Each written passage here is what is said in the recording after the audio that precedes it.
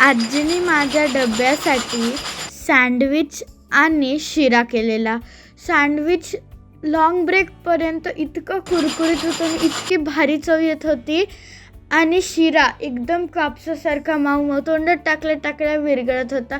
मला तर खूप आवडतं आजीच्या हातचं खायला. नमस्ते, मी कल्पना. आमच्या आजी नातीच्या किचनमध्ये तुम्हा सर्वांचं स्वागत आणि मनापासून शुभेच्छा.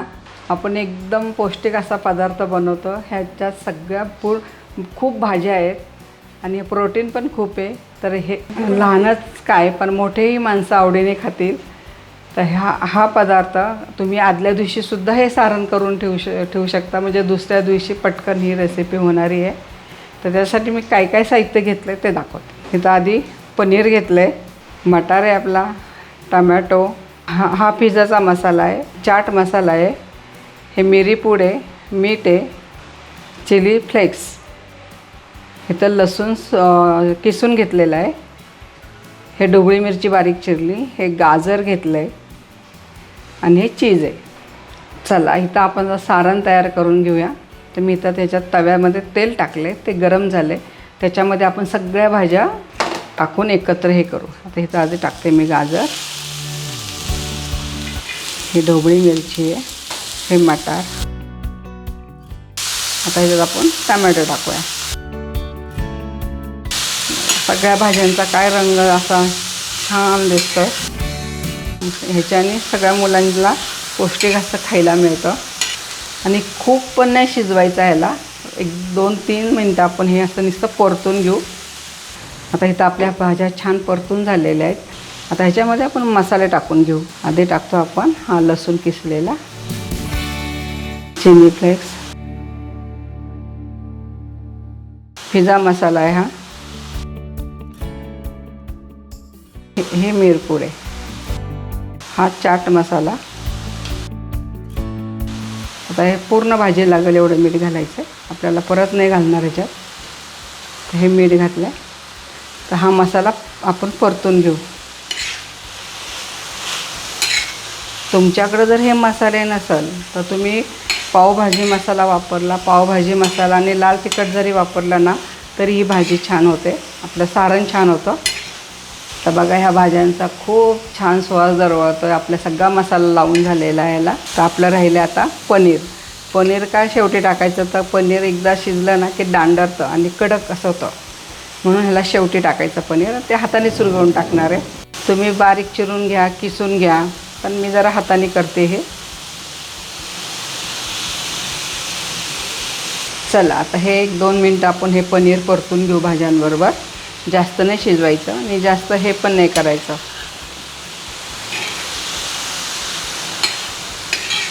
बघा काय सुरेख दिसतंय सारण आणि खमंग असं त्याचा सुवास दरवळतो आहे मसाल्याचा, भाज्यांचा. आता हे सारण बनवून तयार झालेलं आहे. आता पुढं काय करायचं ते बघूया. आता इथं सगळी तयारी झालेली आहे, आपलं सारण तयार आहे. आता दुसरं मी टमॅटो सॉस घेतला आहे, मेयोनीज सॉस घेतला आहे आणि चीज घेतलं आहे. आता हे कुरकुरीत कसं चपातीचं सँडविच करायचं आहे ते पाहूया. तर आता इथं मी मेयोनीज सॉस आणि टमॅटो सॉस घेतला आहे. त्याच्याऐवजी तुम्ही घरची चिंचगुळाची चटणी किंवा दुसरी हिरवी चटणी असते ती लावली तरी छान लागतं हे. तर मी इथं टमॅटो सॉस हे अर्ध्या बाजूला आपण लावून घेणार आहे.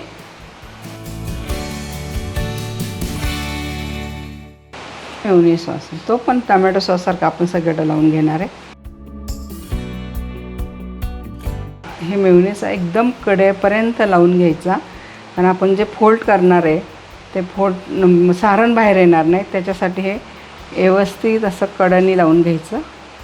म्हणजे चपाती छान फोल्ड होती आपली, बंद पण होते आणि सारण बाहेर येत नाही आपलं. हे बघा हे असं लावून घेतलं आहे ना. तर ह्याच्यावर टाकणार आहे आपण केलेलं सारण.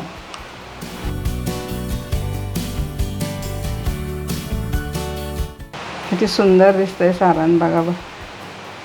आणि हे कुरकुरीत एकदम छान लागतं आणि पौष्टिक आहे. हे लहान मुलांनाच काय मोठे पण आवडीने खातील असं हे कुरकुरीत चपातीचं सँडविच आहे. तुमचा मसाला तुमच्या आवडीप्रमाणे, तुम्हाला खूप आवडला खूप टाका.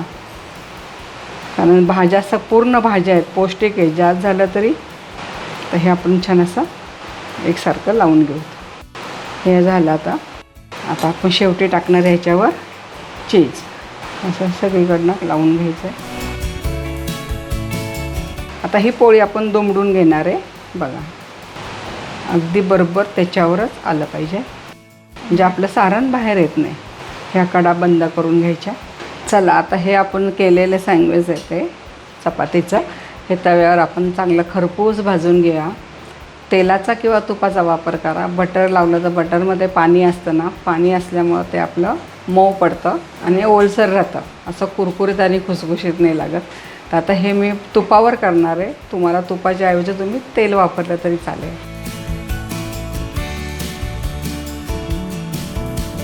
थोड्या अलगद हाताने उचलायचं आणि तव्यावर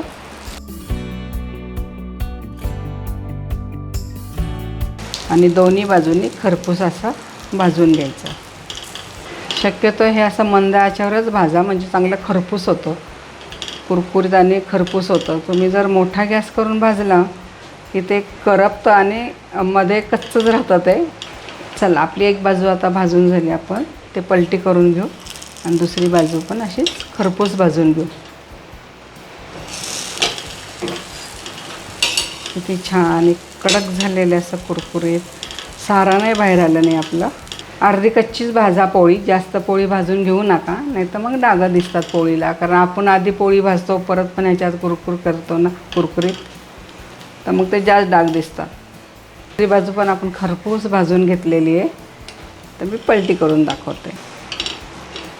काय खरपूस आणि कुरकुरीत झालेलं आहे हे सँडविच. बघा काय कुरकुरीत झाले आणि आवाज कसा येतो कुरकुरीत. अशी एक जाळी घ्या आणि त्यावर हे सँडविच काढून ठेवा. पूर्ण थंड होऊ द्या. एकदम कुरकुरीत लागतं हे. आणि मगच डब्यामध्ये भरून द्या मुलांना.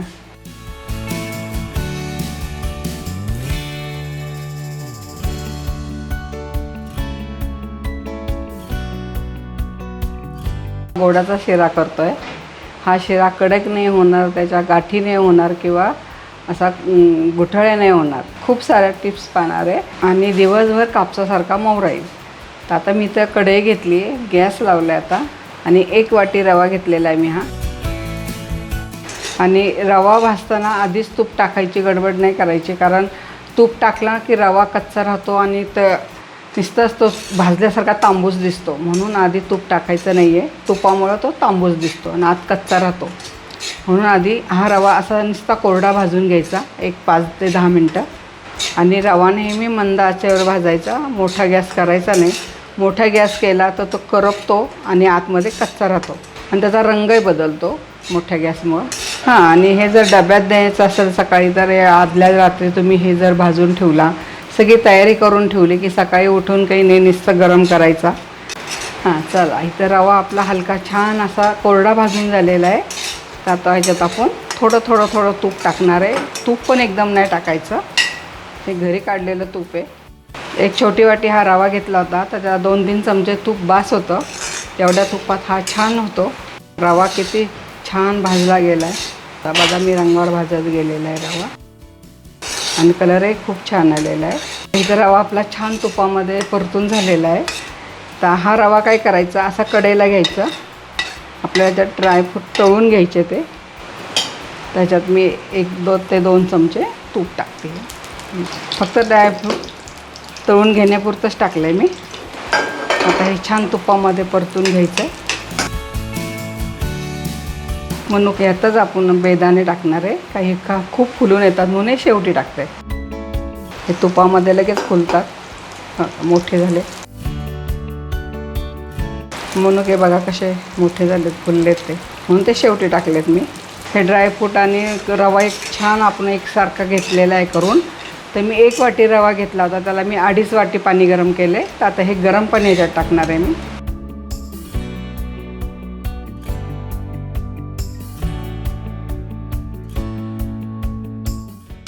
बघा रवा किती छान फुलून आला आहे आपल्यावर. प्रमाणात घेतलं आहे, छान झालं. असं नेहमी असं गरम पाणी घ्यायचं आणि गार पाणी घेतलं तर तो चिवट होतो आणि चिकट होतो. इतका छान सुवास दरवळत आहे की आपण जे पाणी टाकलं होतं त्या पाण्यामध्ये एकदम मऊसूत असा शिरा आपला झालेला आहे बघा. प्रमाणशीर घेतला की छान होतं. तर मी 1 वाटी रवा घेतला होता, तर त्याला मी अर्धी वाटी साखर टाकते आहे. आणि हे जास्त गॅसवर परतायचं नाही. एकदा साखर टाकली की एकदाच हलवायचं. जास्त आपण याला शिजवलं ना साखरेमध्ये की आपला ते शिरा असा कडक होतो, मऊसूद होत नाही आहे. म्हणून आता हे एवढंच हलवायचं आणि वाफेवर याला गॅस बंद करायचा आहे आपल्याला. आणि 1 चमचा तूप टाकून घेऊ म्हणजे हा छान मऊसूद रवा शिरा होईल. तर मी आता गॅस बंद करणार आहे आणि 1 ते 2 मिनटं ह्याला वाफेवर ठेवणार आहे. आपण साखर टाकली आहे ना, तेवढ्या वाफेमध्ये ती साखर छान होते, विरघळते त्याच्यात. आणि त्याच्यामुळं ते आपला शिरा असा कडक होत नाही किंवा ड्राय पण होत नाही आहे. जास्त साखर टाकून शिजवला ना तर मग ते शिरा आपला कडक होतो. 5 मिनटं इथं आपण साखर वाफेवर विरघळायला ठेवली होती. साखर छान विरघळून झाली आहे. काय सुंदर झालेलं आहे, एकदम मऊसूत झालेला आहे. लहानापासून तर मोठ्यापर्यंत कुणी खाल्ला तरी हा शिरा छान आहे. आणि त्या सगळ्याचा इतका सुवास दरवळतो आहे. आता तुम्ही विचारत असाल, तुम्ही एवढं सगळा सुका मेवा टाकला, मग वेलची का नाही टाकली? तर माझ्या नातीला वेलची नाही आवडत आहे, म्हणून मी ह्याच्यात वेलची टाकली नाही. तुम्हाला आवडली तर ह्याच्यात वेलची टाका, खूप छान लागतो वेलची टाकून. कुरकुरीत चपातीचं सँडविच आणि शिरा हे दोन्ही आपले पदार्थ तयार आहेत. तुम्हाला जर ही रेसिपी आवडली असेल तर लाईक करा, कमेंट करा, सबस्क्राईब करा. पुन्हा भेटूया अशाच नवीन नवीन पदार्थाबरोबर. तोपर्यंत संत तुकाराम महाराज म्हणतात, मन करा रे प्रसन्न, सर्व सिद्धीचे कारण.